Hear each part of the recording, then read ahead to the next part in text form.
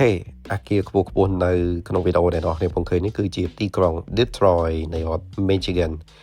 ទីក្រុងនេះបើតាមដែលមិត្តភ័ក្ដិខ្ញុំគាត់ប្រាប់ណាគាត់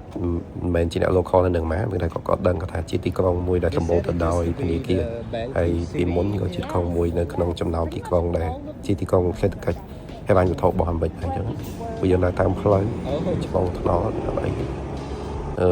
ដើរតទៅមុខទៀតពួកយើងដើរតម្រង់ឆ្ពោះទៅកន្លែងមួយដែលជាទីតាំងដែលអ្នកទេសចរនៅ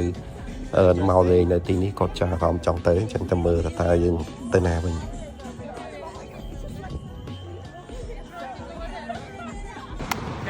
Now I'm in Detroit City in Michigan State គឺជាលើកទី1មកទីក្រុងនេះគឺជាទីក្រុងដែលពីមុនជាទីក្រុងហិរញ្ញវត្ថុរបស់ថាអាមេរិកក៏ជាទីក្រុងមួយធំដែរអញ្ចឹងយើងទៅមើលទាំងអស់គ្នា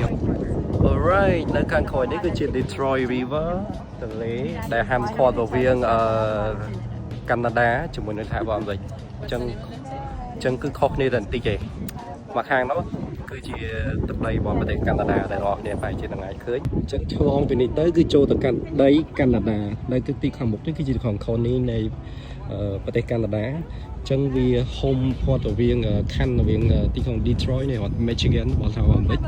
ជាមួយនឹងទៅខាងនោះគឺទឹកដីរបស់កាណាដាមកខាងម្នាក់ really great